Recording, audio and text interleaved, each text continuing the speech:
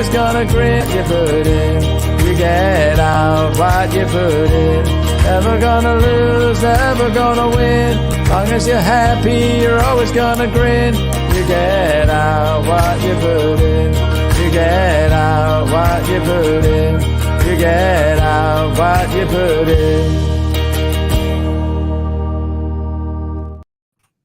Wow, it's Amy. Hello, Amy. How are you? I am so well. Pleased to Good. be. Rub it in, will you? Rub it in. Just for the record, I don't know if anyone can see, I'm actually sat down because I'm not very well. But you're going to go steady with me. And I've got loads of questions. It's me that's doing the grilling today. So first of all, Amy, tell us a little bit about you and how you got to where you are. Well, I'm Amy Copeland. I am CEO of ICB, the Institute of Chartered Bookkeepers. And ICB is the only UK professional body that specialises in bookkeepers and the only professional body supervisor that just supervises bookkeepers. So for us, bookkeeper is a broad term. And bookkeepers can do anything from data entry if they want to, onboarding people to use great software, your monthly bookkeeping, your weekly bookkeeping, your management accounts, your cash flow forecasts, advisory services, tax returns, final accounts, the whole gamut. But we think that bookkeepers are very special. And I think part of that specialness comes from their approach to working with clients and working with businesses. And it's all about turning the numbers into narrative. So I'm the CEO of ICB, very proud to have become that at the beginning of the year. And that is a role that I took over from my parents, who actually founded ICB 20 some odd years ago. Wow, I didn't know that. How cool is that? It's pretty cool. It's pretty cool. I mean, it does mean there's a lot of heart in the organisation. We absolutely are. Do you get many phone calls? I wouldn't have done that, Amy. Not that your parents speak like that, but do you get that? From them? Yeah. Oh, yeah. Oh, yes. And, picking me up on all sorts of things like, oh, you sent a message on LinkedIn or you liked this thing on LinkedIn. Have you checked that person's supervisory status? And things like that. So, yeah, I'm watched like a hawk. Wow. So, hi, Mr. and Mrs. Copeland, because I know you'll be watching this. They're Carters. So I married and quickly changed my name. All right, okay. I can't see any here. I don't know what you've done, but you've got a fan club. So yeah, look at this. Hi, Lucy. Hi, someone. We've got Michal. Thanks, Michal. Rachel, Merlin, Eric, Kirsty. Hi, Kirsty. And Nadej. I hope I've pronounced your names. I hope I've pronounced your names right. Oh, that's incredible. I didn't know that. So, yeah, I hope you don't mind me if I'm going to swear now, but we've got the ACCA and the ICAEW and there's AAT and all those sorts of things. So if you're an accountant, SEMA, if you're an accountant, you know, I'll go to this one, I'll go to that one because they do. Poor old bookkeepers have got nothing. So well done you. Or well done, mum and dad. That's why they set it up, because they recognized that bookkeeping was a profession in and of itself. It was a very unique role, and it was very worthy of having its own certification, its own set of robust qualifications. And something else we're very proud of is that our pass marks are 85%. So you have to get 85% in our exams to pass. We've got 8 of them, core level exams to become a certified bookkeeper. And start your own business. But with some of those other bodies you mentioned, the pass marks are something like 50%. And obviously the nature of the exam. I could even pass those exams then, Amy. Well, AI had a really good go. Did you hear about that? No, I didn't. Chat GPT to pass their ethics exam and very nearly passed. Oh my goodness. Not so with bookkeeping exams. But we make sure that our exams are really practical. So we even though the pass marks are really high, we do focus on making exams that are going to prepare people for the workplace or for running their own business. And we make them accessible so you can take them online. And we focus just on what the bookkeeper's going to be up to. Whereas obviously if you want to become a chartered accountant, you have a very, very broad knowledge by the time you've conquered those qualifications. So I'm not minimizing them in any way. It's incredibly difficult to become a chartered accountant. Rachel is hilarious. Didn't know that you were the love child of Gary and June. How did you not know that? Bet you're glad you inherited the looks from your mum rather than your dad. I actually I like to think of myself as a hybrid of both. Right, okay. Both kind of in terms of what I do at ICB and as well in my looks. So what do you actually do to help bookkeepers then, Amy? Me personally, or as an organisation? As an organisation, I bet you're stood there drinking champagne and waving the baton, aren't you? Yeah, absolutely. Our mission is to empower bookkeepers because they then go on and empower the businesses that they work with. So we take that mission very seriously, and we're working towards a point at which every good bookkeeper will be a member of ICB. So we're very confident that if somebody is a member of ICB and they are supervised by us and they are getting their CPD through us and they're reading our content and coming to our events, and they're part of our community, then we're very confident that is going to be they will be the very best bookkeeper that they can be. So we want to make sure that we are reaching all of the bookkeepers in the land. Fantastic. And how do you intend to do that? Well, I want to go on loads of LinkedIn Lives. Right, okay, yeah, it's always a good way. That's part of what I want to do. I mean, we differentiate ourselves in by our standards. So we do have these high pass marks, and as I said, we've got 8 exams in order to become a member of ICB. But bookkeeping is the kind of thing that if you get it wrong, you mess up the entire accounting system. So we want to spread awareness that there is this great practical qualification in bookkeeping, and that accounting firms and businesses, if you're going to get the bookkeeping done, get it done by somebody who is qualified to do it, because if you get it wrong at the beginning, it ends up going wrong at the end. And we're going to Accountex this year. We're also going to the Digital Accountancy Show. And usually when we go to these events, people come to us and they say, you know what, we've got one bookkeeper and she's really overworked. And we hear it time and time again. It's always, usually it's a woman. She's great at her job. She's worth her weight in gold, but she just needs to be multiplied. So that's what we're here to do, is to make sure that we've got enough great quality bookkeepers to service the demand, and that demand just seems to be going up and up and up. It certainly does, doesn't it? I've set up my small business, and I didn't set it up to do bookkeeping, and there's so many other people. There's loads and loads of comments coming in. There was one here that I thought was lovely from Suzanne. We all stick together from ICB and support each other, and I think that's the thing. And this, I really do love the community in the accounting and bookkeeping space. I've been in it for nearly 16 years, and it's always lovely, and everybody's all here to help. It's very supportive. Another Suzanne is saying congratulations on your new position. Thank you. Just to say, all the Suzannes. It is a high pass mark, isn't it? Oh, you've just done the level 4 SAT. Well done, Laura McCarthy. So yeah, like I say, we've got level 4. So is like Laura like the best ever bookkeeper then, if she's got that qualification?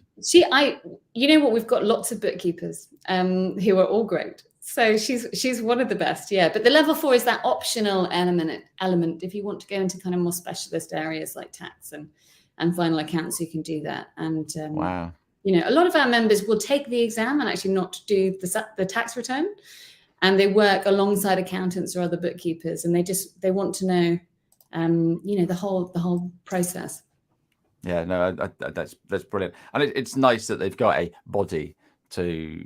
Yeah, I guess. Yeah, sorry. I guess you campaign as well for better rates of pay and recognition and stuff like that, because I work with a lot of bookkeepers, and they feel like the poor relation to accountants. What are your thoughts on that? Well, I would challenge you to find me a bookkeeper who hasn't managed to outsmart an accountant. Pretty much every bookkeeper will say, you know, I do sometimes have to pick up these things, but I think the pleasure of the bookkeeping is chasing that missing penny. Having that real, you know, if it needs double checking, you triple check it. And that's what really motivates bookkeepers, is just making sure that the I's are dotted and the T's are crossed, and getting that pristine set of books to hand over to say, another bookkeeper or another accountant. So I think they are aware of their value, but certainly, yes, there's a lot of members of the public who say, "What's a bookkeeper? Is that betting?" They think it's bookmaking. Really? Still, and bookkeepers shouldn't be necessarily undercutting accountants. We don't want to be useful to businesses just because we're cheaper, or because because the qualifications take months, not years, and a second mortgage. So yeah, there's still a lot of work to be done, and that's certainly part of what we do is lobbying, campaigning, responding to consultations, and particularly one of our key things that we're trying to achieve this year is to make sure that for making tax digital for ITSA, income tax and self-assessment, we are going to enable multiple agents to service the same client, because at the moment the way that's set up is a single agent being able to access the tax return, and that is just not reflective of how most businesses work. Because those bookkeepers have to work in tandem quite often with accountants to get the job done, and really it's about working together in service to the client and doing what's best for the business. So that's what bookkeepers are all about. No, absolutely. I love this. Bookkeepers are to an accountant what a nurse is to a doctor. Better looking, always have a better relationship with the client, and upskilling to take over the accountant's job. Yeah, interesting. That is brilliant. Something to describe it to us as I prepare the meal and the accountant eats it, which I thought was quite an interesting one. But more and more, we're finding our bookkeepers are subcontracting to other bookkeepers in their network for the tax return or something like that. So it goes kind of up and down, I think, and most good accountants will be even better accountants if they work with good bookkeepers. Absolutely. So tell me, what struggles do you see bookkeepers having at the moment then, Amy? Time, lack of time. We supervise around 3,500 bookkeepers. Wow. Now, there are about 700,000 businesses being set up every year. And these younger businesses are the ones that I think quite often have this expectation of a close working relationship with their accounts professional. They want to be using computerized bookkeeping, which is fantastic because they have to now. So that's all coming down from HMRC. You have to be using digital software to do your books. So the demand is just growing. And like I said, it's in kind of every forum, response to lots of articles about MTD, and basically people are saying, there aren't enough good bookkeepers to serve the demand at the moment. So I think mostly it's a challenge of time, and we're at the point, I think, where you don't have to. Bookkeepers aren't advertising. It'd be interesting to know who's listening now, who's actually doing advertising to find their clients. If you're good at what you do, the reputation spreads by word of mouth. So I think quite often the challenge is, having time to service clients. And because bookkeepers are so good at seeing the need and supporting clients, and perhaps potentially are less driven by traditional things like profit, I think sometimes bookkeepers find it hard to say no. They're altruistic. They want to help. They do. There is a definite makeup of a bookkeeper. They have to help. Yeah, absolutely. Yeah. So it's kind of, recognizing your worth and knowing when to say no. And certainly that comes with experience. And we've got lots of members who know exactly when they, pick up the phone to a new client, they know exactly what kind of client they're looking for and who they can take on.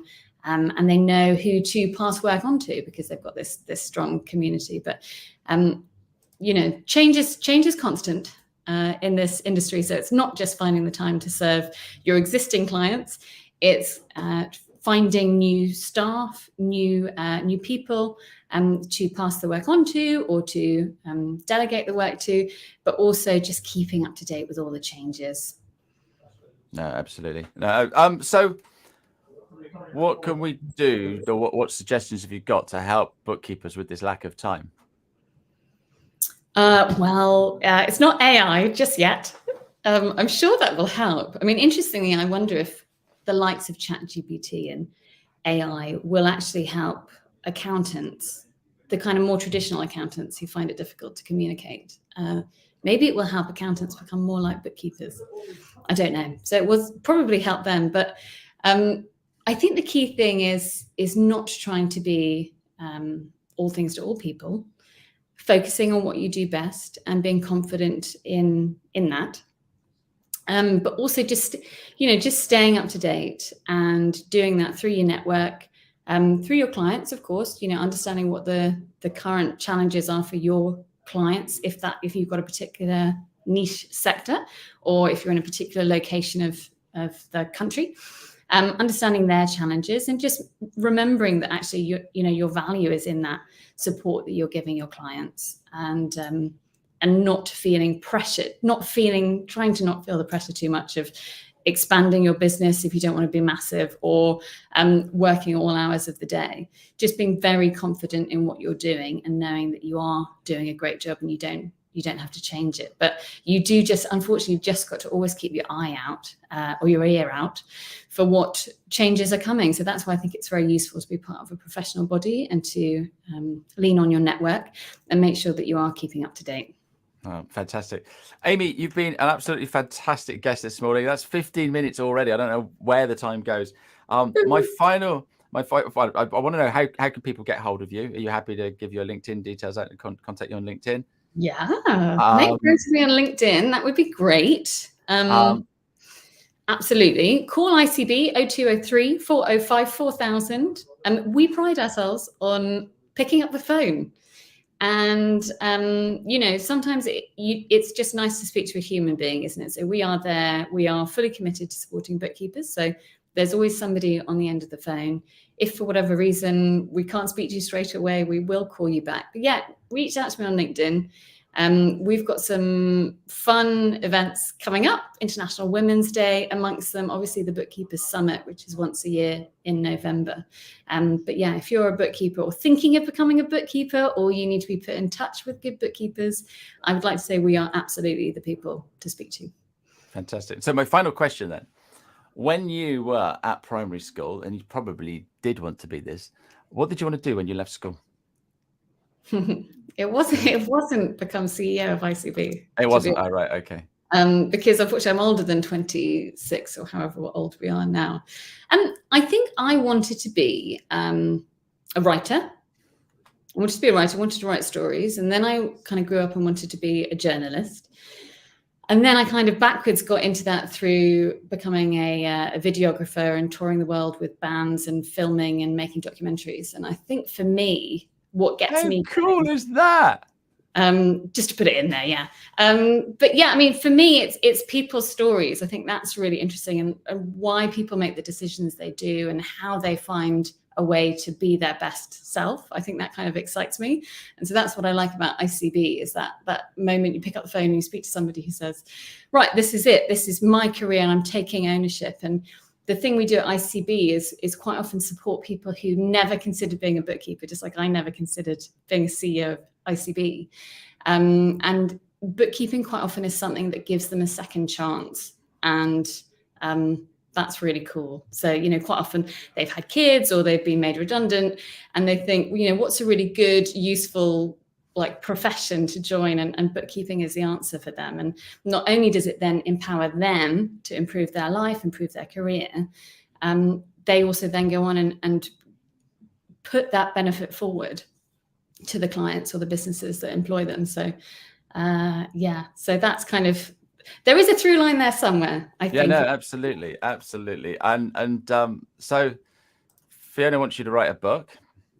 Oh, great. Sure. Elizabeth Carter says we've got beautiful faces, so that's good. Elizabeth. But this one here, I love the ICB culture, very much aligned with ours. Amy, thank you so much. And thank you so much to all the lovely bookkeepers for coming on and lifting me up today with your lovely comments. We will get Amy back because she is an absolute delight. Thank you very much, Amy. And cheerio, everybody. Pleasure. I do hope you start to feel better. I hope so do I. Thank you very much. Bye-bye. You get out what you put in.